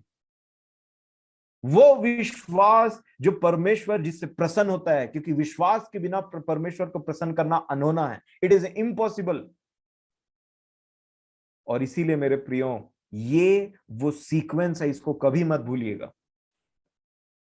पापों और क्या होता है जब हम एक बार पापों से क्षमा पा जाते हैं, उसके बाद जब भी आपसे कोई गलती हो जाए, तुरंत उस चीज को परमेश्वर के साथ सामने में मान लीजिए और उससे एक क्लियर कंसाइंस रखिए, एक अच्छा विवेक रखिए, एक अच्छी बॉन्डिंग रखिए परमेश्वर पिता के साथ में। उनको पता है कि आपसे कुछ ना कुछ गलती हो जाती है, और वही चीजों के विषय में वो आपको बुद्धि देते हैं कि ताकि वो दोबारा आप उसको रिपीट ना करें। बहुत इंपॉर्टेंट है अपने परमेश्वर से एक बहुत अच्छा संबंध रखना। कुछ भी गलत हुआ, माफी मांग लेना और संबंध को ठीक कर लेना। मान लीजिए आप अपने संसारिक पिता को या माता से देखिए, मान लीजिए आपको लगता है कि आपका संबंध आपके माता से या पिता से कुछ खराब चल रहा है, तो अगर आप उसको जितना एक्सटेंड करेंगे उतना ही खराबी आएगा उस संबंध में। लेकिन आप जितना जाके फेस टू फेस उन बातों को कर लेंगे, जहां माफी मांगना है माफी मांग लेंगे, जहां पे आपको कुछ भी ऐसा करना है कि आप माफी मांग लें और उनसे संबंध बना ले वापस से, तो आपके मन में एक शांति रहेगी। हो गया था मेरे से एक गलती, लेकिन मैंने अपने पिता से वो बात को कर लिया और खत्म कर दिया। और इस प्रकार का जीवन जब आप रेगुलरली जिएंगे, आपको कोई भी डाउट नहीं होगा आपके और परमेश्वर के बीच के संबंध में। और यही बहुत इंपॉर्टेंट है। जब प्रभु यीशु मसीह ने चेलों को बताया कैसे प्रार्थना करना है, तो उन्होंने बोला, पहले बोलना हे हमारे पिता, तुम उनको एज अ पिता देखना। अब वो यहोवा नहीं है तुम्हारे लिए, अब वो पिता है। क्यों? क्योंकि मैं बोल रहा हूं, मैं उसका बेटा हूं और मैं तुमको ये अधिकार देता हूं कि तुम भी उसके पुत्र और पुत्रियां बनोगे। आप परमेश्वर को एज अ फादर देखते हैं। और यही बहुत इंपॉर्टेंट है कि मैं और आप परमेश्वर से एक बहुत अच्छा संबंध रखें, ताकि कोई डाउट ना हो, कोई नाना प्रकार की शिक्षा या कोई भी वचन कैसे भी बोला जाए। कई बार ऐसा होता है कि वचन इस व्यक्ति के लिए बोला जाता है, उसको दूसरा व्यक्ति ले लेता है अपने लिए, जो ऐसा जीवन जीता भी नहीं। क्यों? विश्वास की कमी होने के चक्कर में। पौलुस बोलते हैं कुरिन्थियों की कलीसिया में, आप पढ़िएगा, तुमको कोई भी चांटा मार के चले जाता है। ये बोलने का मतलब था, पढ़िएगा उसको ठीक से, मैं आपको स्थल भी बता सकता हूं। मतलब तुम किसी की भी बात सुन लेते हो, तुमको कोई भी यहां से उड़ा के उधर फेंक देता है, उधर से उड़ा के इधर फेंक देता है। और कहां से बोलता है? वचन से ही बोलता है। बहुत इंपॉर्टेंट है अपने हृदय में अपने विश्वास की रखवाली करना, क्योंकि आपके विश्वास की रखवाली आपको छोड़ करके और कोई नहीं करेगा। या आपको अच्छी कुश्ती लड़ना पड़ेगा अपने विश्वास के लिए, ताकि आप प्रबल रहें अपने विश्वास में, एक डाउट ना हो। क्यों क्यों डाउट उत्पन्न होता है, क्यों दूरी आती है मेरे और परमेश्वर के बीच में? मेरे पाप की वजह से। पाप की वजह में प्रभु बोलते हैं कि इसे क्षमा, इसे आ मेरे पास में और आ विवाद कर, आपस में खत्म कर इस बात को, और फिर से वो संबंध ले ले वापस। तो मैं सोचता हूं कि नहीं, अब नहीं हो पाएगा, और मैं दूरी को बढ़ाते चले जाता हूं, बढ़ाते चले जाता हूं। और इसलिए हमारे बीच में कोई भी आकर के कुछ भी बोल देता है, और सबसे पहले तो दुष्ट आता है आपके विश्वास को फाड़ खाने के लिए। हियाव बंधाने के लिए ये बात बोली गई थी। आपको मैं एग्जांपल बताऊं कि विश्वास प्रैक्टिकल लाइफ में कैसे जिया जाता है। याकूब की एक बात को याद रखिएगा, जो परमेश्वर ने उनके द्वारा वचन को बोला। उन्होंने बोला कि यदि तू सिर्फ विश्वास करता है और कार्य नहीं करता है। एक एग्जाम्पल भी लिया उन्होंने कि कोई है, उसको कपड़े की जरूरत है, तो बोलता है जा गर्म रहना। तो याकूब ने क्या कहा, उसको याद रखिएगा, कि यदि तू सिर्फ मुंह से विश्वास करता है बिना कर्म के, तो क्या तू अपने आप को दिखाना चाहता है? तू अपने आप को शो ऑफ करना चाहता है कि मैं विश्वास ऐसा करता हूं, ऐसा करता हूं, मुंह से सिर्फ बात करना चाहता है? कहां है तेरा कर्म उसके साथ? कहां है तेरा कर्म? आप देखिए, जो विश्वास में जीते हैं ना, वो प्रैक्टिकली जीते हैं। मैं आपको एक एग्जांपल बताता हूं। यहां पे एक एक ये जो बात है, जो प्रभु यीशु मसीह ने बोला, वो बोला हियाव बांधना। हियाव बांधा, और प्रार्थना करने के लिए उन्होंने दृढ़, ये क्या एक वो है, हियाव ना छोड़ना। Exactly exactly। हियाव नहीं छोड़ने के लिए दृष्टांत बोला था। क्यों? आइए एक प्रैक्टिकल अप्रोच देखें फेथ के लिए, विश्वास के लिए। अगर आप प्रेरितों के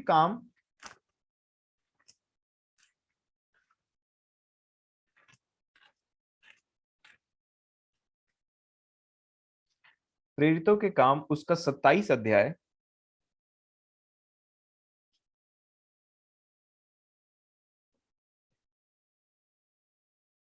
अगर आपने प्रेरितों के काम 27 अध्याय नहीं पढ़ा है, तो मैं आपसे रिक्वेस्ट करूंगा कि आप जरूर पढ़िएगा। बात ऐसी है कि जब पौलुस को पकड़ करके एक जगह से दूसरे जगह ट्रांसफर किया जा रहा था शिप में, जहाज में, तो एक बहुत बड़ा तूफान आया।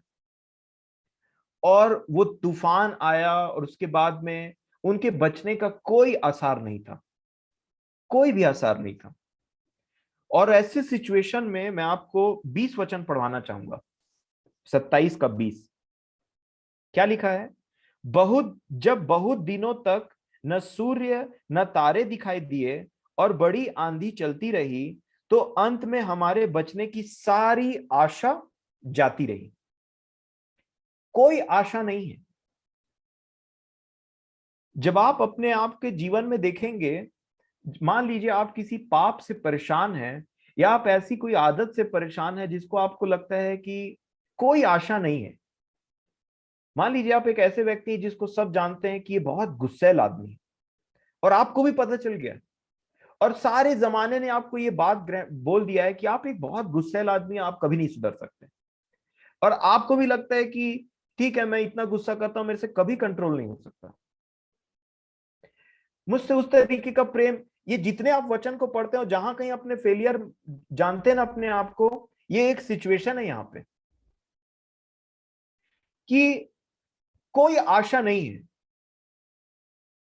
कि आप एक मसीही जीवन जी सकते हैं, ये वचन में जीवन जी सकते हैं। कई बार हम ऐसा फील करते हैं वचनों को पढ़ने के बाद, या दूसरे के जीवन को देखने के बाद में, या वचनों को सुनने के बाद में, ऐसा लगता है कोई आशा नहीं है, मैं ऐसा जीवन नहीं जी सकता जो ये बात अगला कर रहा है। मैं ऐसा वचन नहीं जी, ये कैसे पॉसिबल है? कोई आशा नहीं है। याद रखिए अब्राहम को, उनके विषय में क्या लिखा है? उसने निराशा में भी आशा रख करके विश्वास किया। कोई उम्मीद नहीं थी एक 99 साल के आदमी के ऊपर में कि वो बच्चा पैदा कर सके। एक बांझ के ऊपर में कोई आशा है कि वो बच्चा पैदा कर सके? कोई आशा नहीं थी। यहां पे वही लिखा है, जब बहुत दिनों तक सूर्य न तारे दिखाई दिए और बड़ी आंधी चलती रही, तो अंत में हमारे बचने की आशा जाती रही। कौन बोल रहा है? पौलुस बता रहे हैं। कोई आशा नहीं थी तो क्या हुआ? और वो लोग बहुत दिन तक भूखे थे क्योंकि उनके जान पे बन आई थी। और आप देखिए कि 22 वचन में इस व्यक्ति ने एक बात किया जिससे पूरी दशा चेंज हो गई। ये पूरा प्रैक्टिकल बात है। वो जहाज में है, बचने की कोई आशा नहीं है। इसको मैं ऐसा देखता हूं कि आप कोई वचन मानना चाहते हैं, उसको मानने की कोई आशा नहीं दिखाई दे रही कि आप ऐसा जी पाएंगे, आप बहुत हारा हुआ महसूस कर रहे हैं या बहुत आप नीचे चले गए मसीह जीवन में, जिसको कोई नहीं जानता लेकिन आप जानते हैं, और वो वचनों को पढ़ने के बाद समझ में आता है, वचनों को सुनने के बाद समझ में आता है। उतना टाइम आपको कोई आशा नहीं है कि मैं ऐसा जीवन जी पाऊंगा। तो यहां पे क्या लिखा है 22 वचन में, परंतु अब मैं तुम्हें समझाता हूं। अब स्टार्ट हो रहा है विश्वास का क्या, कि धाड़स बांधो। और प्रभु ने वहां पे लूका 18 में क्या बोला? हियाव बांधो। कैसे ये होता है? क्यों? क्या लिखा? क्योंकि तुम में से किसी के प्राण की हानि ना होगी, पर केवल जहाज की हानि होगी। ये व्यक्ति विश्वास के साथ 276 व्यक्तियों को बोल रहा है। उस जहाज में 276 व्यक्ति थे, 276। क्यों बोल पा रहा है? 23 वचन को सुनिए। क्योंकि परमेश्वर जिसका मैं हूं, ये दृढ़ता है इस व्यक्ति को। आप परमेश्वर के हैं, इस बात की दृढ़ता है।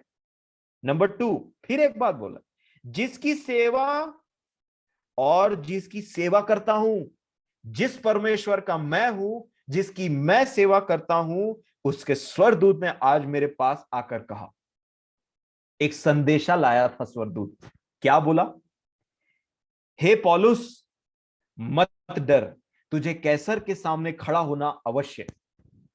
देख, परमेश्वर ने सबको जो तेरे साथ यात्रा करते हैं तुझे दिया है। एक वचन ने, पौलुस बोलते हैं कि हमारे बचने की कोई आशा नहीं थी, लेकिन एक वचन ने जो परमेश्वर के दूत ने पौलुस को बोला, पौलुस का टोटली रवैया चेंज हो गया।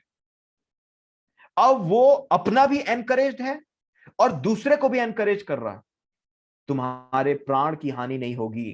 क्यों? क्योंकि मैं बोलता हूं। और मुझे किसने बोला? परमेश्वर के वचन ने। आप परमेश्वर के वचन को पढ़ते हैं तो क्या इतने अंदर से इतना बलवंत होते हैं?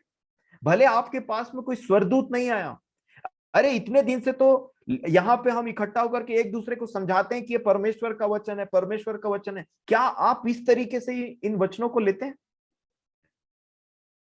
क्या आप अंदर से विश्वास करते हैं कि आपका विश्वास कहीं ऐसा तो नहीं कि 1 घंटे का रहता और मीटिंग खत्म होने के बाद में फिर बैटरी डाउन, फिर आएंगे भाई कल चार्ज होने के लिए? क्या परमेश्वर का वचन जब आपसे बात करता है और उसको आप ऐसा लेते हैं कि मानो आपका पूरा रवैया चेंज हो जाए? अगर आप ऐसा लेते हैं तो आपका रवैया भी चेंज होगा और आपके आसपास के लोगों का भी रवैया चेंज हो जाएगा। क्यों? क्योंकि देखिए यहां पे क्या लिखा है, ये व्यक्ति बोल रहा है, ये 25 वचन में क्या बोलते हैं, इसलिए हे सज्जनों, ढाढ़स बांधो, क्योंकि परमेश्वर का वचन हमारे पास में आया है, एक तुम में से एक भी व्यक्ति नाश नहीं होगा। और क्या बोला? क्योंकि मैं परमेश्वर का विश्वास करता हूं। क्या करता हूं? मैं परमेश्वर का विश्वास करता हूं। जो वचन आया वो मेरे लिए था और मैंने उसको लिया। और सारी नेगेटिविटी, क्या अभी ये टापू तक पहुंच गए? क्या बच गए? अभी भी वही हालत है, अभी भी सूर्य नहीं दिखा है, अभी भी तारे नहीं दिखे हैं, अभी भी बचने की कोई आशा नहीं है, लेकिन परमेश्वर ने बोला है तो मैं विश्वास करता हूं और ऐसा होगा। ये अंगीकार बोलते हैं इसको। और देखिए क्या लिखा आगे, कि मैं परमेश्वर का विश्वास करता हूं कि जैसा मुझसे कहा गया है वैसा ही होगा, एग्जैक्टली वैसा होगा, तुम में से एक भी नहीं मरेगा। और आगे क्या लिखा, परंतु हमें किसी टापू पर जा टिकना होगा। अब इसमें कुछ प्रैक्टिकल बात है। आपने बहुत बार ऐसे सुना होगा, लोग चिल्ला चिल्ला के बोलते हैं, जैसा मैं भी चिल्ला के बोल रहा हूं ना, जैसा होगा, जैसा बोला गया वैसा होगा, और बहुत एनकरेजिंग करते हैं, और इसके बाद में प्रैक्टिकली जीवन भूल जाते हैं। सिर्फ बोल दिया चिल्ला चिल्ला के, प्रैक्टिकली कौन बताएगा भाई? और हम में भी सुनने में बहुत मजा आता है, अगला चिल्ला के बोला है हाँ सही बात है, होगा ऐसा। और फिर प्रैक्टिकली कौन जिएगा? मैं आपको बताता हूं कुछ प्रैक्टिकल बात, थोड़ा सा समय दीजिएगा, मैं जरूर इस बात को खत्म करूंगा बहुत जल्दी। प्रैक्टिकल बात यहां पे क्या है पता है? 19 वचन को देखिए, क्या लिखा? तीसरे दिन उन्होंने अपने हाथों से जहाज का साज सामान फेंक दिया। और तीसरे दिन की घटना है, उनको क्या लग रहा है? बचने की कोई आशा नहीं। और तीसरे दिन के बाद मान लीजिए चौथे दिन परमेश्वर का वचन पौलुस के पास में पहुंचा। अब पौलुस के पास में वचन कब पहुंचा? मान लीजिए तीसरे या चौथे दिन। और जो इन्होंने इनको वचन बोला वो पूरा कब हुआ? आप देखिए,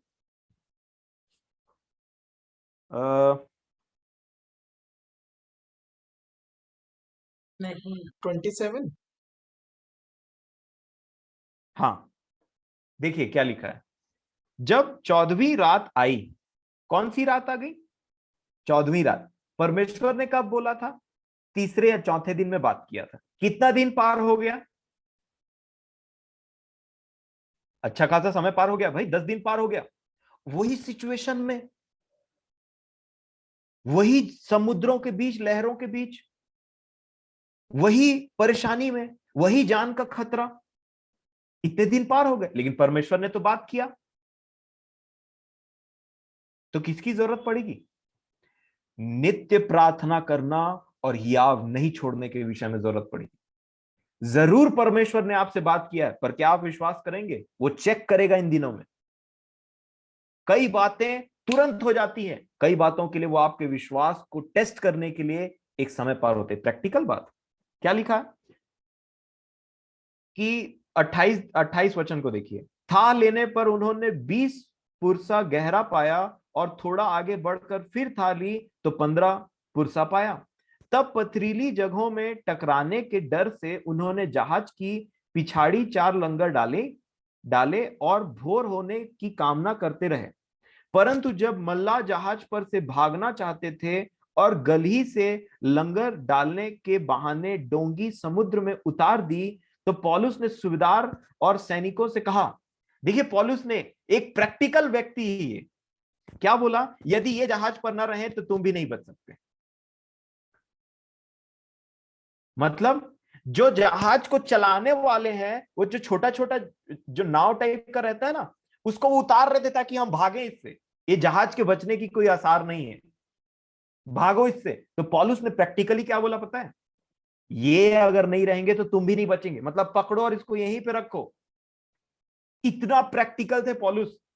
उन्होंने ये नहीं बोला कि ठीक है जाने दो, परमेश्वर ने बोला है हमको, वो बचाएगा।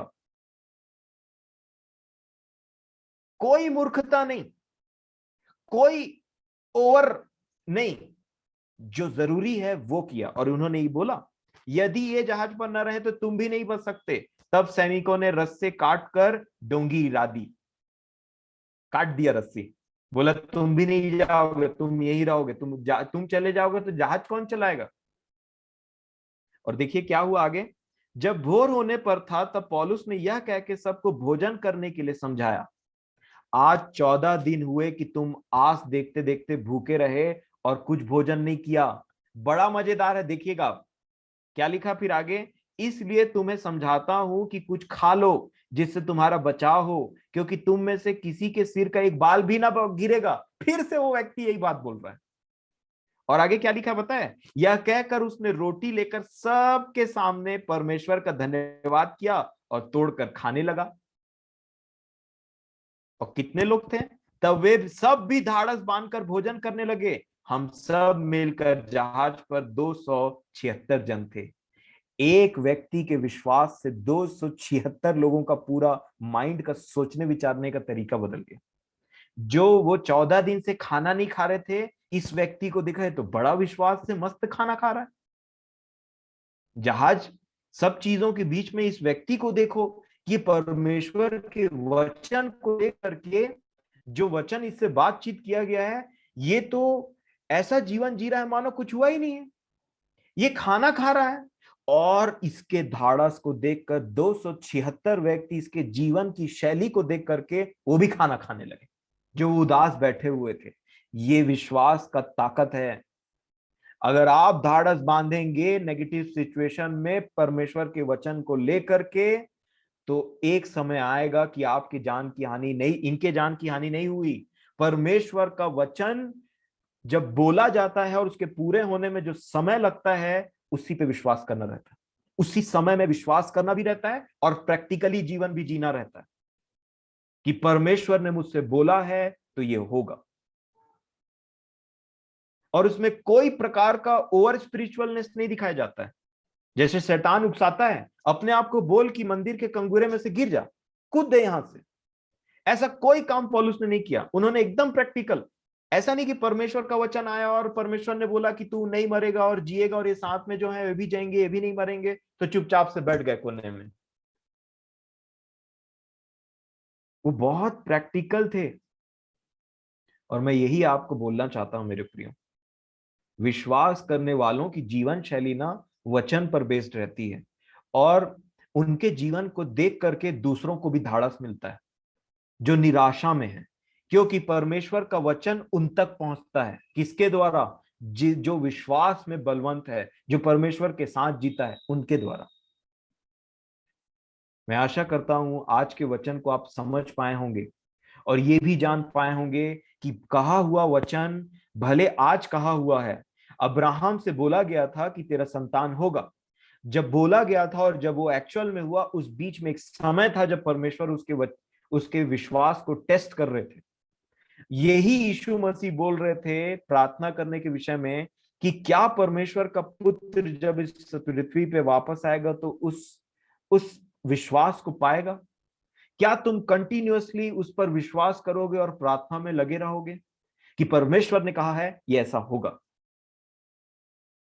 13 दिन से 14 दिन हो गए और ये जो नेक्स्ट सुबह में खाना खा रहे थे वो 15वां दिन था। एक अच्छा खासा समय पार हो गया और एक्चुअल में परमेश्वर ने बोला था। प्रभु मेरी और आपकी सहायता करे इस विषय में। और जितने लोग प्रार्थना करते हैं, अब भले ही उन बातों को पूरा होते हुए अपने सामने में भले ना देखें, परंतु विश्वास करिए। भले ही आप अपने किसी आदतों से परेशान हो, कोई भी चीज जो आपको लगता है कि ये मेरा स्वभाव परमेश्वर के वचन के अनुसार नहीं है, क्या आप अंगीकार करेंगे कि परमेश्वर आपको बदलेंगे? क्या आपका विश्वास ऐसा है कि परमेश्वर मुझे बदलेंगे और वो जो जो करेंगे, मैं एक दिन एक ऐसा व्यक्ति बनूंगा जो इस पाप से, इस आदत से छूट करके आगे आएगा? क्योंकि मैं नहीं, परमेश्वर का आत्मा मुझे बल देगा, उसके अनुग्रह से मैं इस पाप पर जय पाऊंगा, इस पर्टिकुलर चीज पर जय पाऊंगा जिसमें मैं आज तक फेलियर रहा हूं। क्या आप अंगीकार करेंगे? क्या आप बोलेंगे? जब सारी चीजें वैसी ना दिखाई दे, जब सब आपको बोलते रहे अब नहीं हो सकता, अब नहीं हो सकता, क्या आप विश्वास करेंगे? बहुत सारे लोग बोल रहे थे मत चिल्ला, इधर हो जा, पर वो और जोर से चिल्लाया और वो पहुंचा। अंगीकार करिए, अपने विश्वास को बोलिए। और जब आप ऐसा बोलेंगे और विश्वास में जिएंगे, एक दिन जरूर आएगा जब प्रभु आपको आपके विश्वास के अनुसार बोलेंगे तेरे विश्वास के अनुसार हो। और आप उन चीजों में, मैं आपको सच बताता हूं, ये विश्वास की वो कुश्ती है जो आपको लड़नी होगी। प्रार्थना में भी लड़नी होगी, अपने जीवन में भी लड़नी होगी मेरे प्रियो। ये एक्चुअल मीनिंग है इन बातों का। प्रभु मेरी और आपकी सहायता करे इस विषय में। मेरी प्रार्थना है मेरे प्रियो कि आप जहां कहीं जिस विषय में फेल है ना, उस विषय में परमेश्वर पर विश्वास कर अंगीकार करिए। वो जरूर और जरूर आपको विजय बनाएगा। ये डिपेंड करता है आपका विश्वास कितना है। ये मेरा जिया हुआ सच है जो मैं आपके सामने में शेयर कर रहा हूं। प्रभु मेरी और आपकी सहायता करें। आइए हम प्रार्थना करें। प्रेमी परमेश्वर पिताजी, हम आपका धन्यवाद करते हैं। पिता, हम आपसे विनती करते हैं कि हम आपके पुत्र को, जैसे हमने उनको दाऊद की संतान के रूप में जाना, वैसे ही हम और उनको परमेश्वर के संतान के रूप में भी जाने। ये आप ही का अनुग्रह है कि आपने हमें अपने पुत्र को अपना पुत्र करके जानने के लिए हमें एक अवसर दिया, हम पर अनुग्रह किया। आपकी दया के बिना, आपकी इच्छा के बिना आपके नजदीकी में कौन आ सकता है पिताजी? हमारी सहायता कीजिए पिता, ताकि हम आपके पुत्र को और अच्छे तरीके से जान सकें और आपके स्वभाव को अच्छे तरीके से समझ सकें। और जहां कहीं भी हम फेलियर हैं, जब आपका वचन हमसे बोलता और बातचीत करता है, हम उस वचन को दृढ़ता से अपने अंदर में रखें। और जैसा हमारे प्रभु ने कहा कि धाड़स बांधो, हियाव न छोड़ो और नित्य प्रार्थना करते रहो, उसी विश्वास के साथ अंगीकार करते हुए अपने विश्वास को हम नित्य प्रार्थना करते रहें खुदावन बाप। और ये जानते रहें कि हम जिस बातों में फेल हैं, जिन बातों में हम अपने जीवन को वचन के अनुसार नहीं देखने पाते हैं, जहां कहीं भी हमारा शरीर प्रबल है, जिस क्षेत्र में हमारे जीवन में आपका राज्य आज तक नहीं पहुंच पाया है, उस क्षेत्र में आपका राज्य आए पिताजी। जब प्रभु यीशु मसीह को आपने इस पृथ्वी पर भेजा, तो जितने लोगों ने उनको चिल्ला करके पुकार करके कहा, उतने लोगों को प्रभु ने उनके विश्वास के अनुसार में चंगाई दिया। उन्होंने पूछा कि बता मैं तेरे लिए क्या कर सकता हूं। और जब उन्होंने अपनी शारीरिक आवश्यकताओं को बोला, तब प्रभु यीशु मसीह ने उनकी शारीरिक आवश्यकताओं को, उनकी दुर्बलताओं को ठीक किया। आज हम आत्मा में, जब आपके आत्मा में जीते हैं, हम आपसे विनती करते हैं, आप से प्रार्थना करते हैं वैसे ही कि हम मानो प्रभु यीशु मसीह को रोक करके कहते हो कि हे परमेश्वर की संतान, मुझ पर दया कीजिए।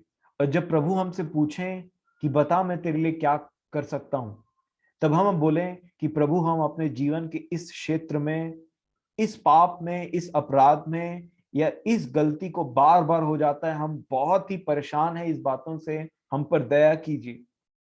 और तब प्रभु हमसे बोलेंगे कि तेरे विश्वास के अनुसार हो। हे परमेश्वर पिताजी, हमने आज तक बहुत बातों में प्रभु यीशु मसीह को, आपके पुत्र को दाऊद की संतान के रूप में जाना है, और इसलिए हम शरीर की बातों को ज्यादा मांगते हैं। परंतु जब आपने हम पर अनुग्रह किया है कि हम आपके आत्मा में होकर के आपके पुत्र को जाने, तब हम उन्हें दाऊद की संतान नहीं परंतु परमेश्वर की संतान बोल करके उनसे प्रार्थना करें और बताएं कि हमारे आत्मिक जीवन में कौन कौन सी बीमारी लगी हुई है, कहाँ कहाँ आपका राज्य नहीं आया है, कहाँ हमारा आंख हमें धोखा देता है, हमारा मन, हमारे विचार, कहाँ हम कपटी हो जाते हैं, कहाँ किन क्षेत्रों में हम बहुत ही निर्बल हैं प्रभु जी, हम जानते हैं। और चाहे कोई कितनों भी बोलता रहे, हमें हमारी दशा पता रहती है प्रभु जी। और इसीलिए हम चिल्ला करके बोलें, करा करके बोले और चिल्ला चिल्ला करके बोले कि हे परमेश्वर की संतान, हम पर दया कीजिए। हमारा विश्वास है पिताजी कि आपने वचनों को हम पर प्रकट किया है। उसी प्रकार जब हम आपके पुत्र से बोलेंगे, जब वो पूछेंगे कि क्या चाहता है तू मैं तेरे लिए करूं, तो हम अपनी आत्मिक आवश्यकताओं को सामने रखें। आपका आत्मा सिखाता है हमें प्रार्थना करने के लिए। हम तो नहीं जानते हमारी आवश्यकताएं क्या है, परंतु आपका आत्मा हमें हमारी आवश्यकताओं को बताता है। इसके लिए प्रार्थना कर, जिस चीज से तू जूझ रहा है उसके लिए प्रार्थना कर। हे मेरे पिता, धन्यवाद हो आपके नाम का। ऐसे वचनों के लिए हम आपका धन्यवाद देते हैं, ताकि हम आपके आत्मा से परिपूर्ण होकर के आपके पुत्र को पुकार सकें, जो परमेश्वर का पुत्र है, जो आत्मा है, जो मसीह है हमारा, जो हमारे लिए सब कुछ करने के योग्य है। बस हमारा चिल्लाना बाकी है, बस हमें उस जरूरत को पहचानना बाकी है कि हमें इस चीज की आवश्यकता है। हे मेरे खुदावन बाप, हम पर दया कीजिए। हमारा विश्वास है कि हम में से जो कोई भी आपको ऐसा पुकारेगा और बोलेगा कि इस विषय में हम कमजोर हैं, आप बोलेंगे तेरे विश्वास के अनुसार हो। इस बात को हम बार बार बोलते हैं, हमारा विश्वास है। हमें अंगीकार करने का एक बल दें खुदावन बाप, एक ऐसा मन दें जो हमेशा अंगीकार करे। जब हम उन विपरीत परिस्थितियों में भी हों, जहां पे हमारी नैया डूबती हो और कोई आशा ना दिखाई दे हमारे बचने की, कोई आशा ना दिखाई दे, लोग भी बोल दे हमारे बारे में, हमारा खुद का मन बोल दे, वैसे सिचुएशन में हम पुकार करके कहें कि हे परमेश्वर की संतान, हम पर दया कीजिए। और जब कभी भी आपका वचन हमें मिलता है, तो उन वचनों को लेकर के अपने हृदय में संपूर्ण अपने मन से विश्वास करते हुए उन अनदेखी बातों पर विश्वास करते हुए अपने अंगीकार में दृढ़ रहें खुदावन बाप, और ऐसे जीवन बिताएं। ये विश्वास आपके लिए बहुत ही बहुमूल्य है और ये हमारे उद्धार का कारण है खुदावन बाप। हम पर ये बुद्धि को प्रकट कीजिए, हम पर अनुग्रह कीजिए।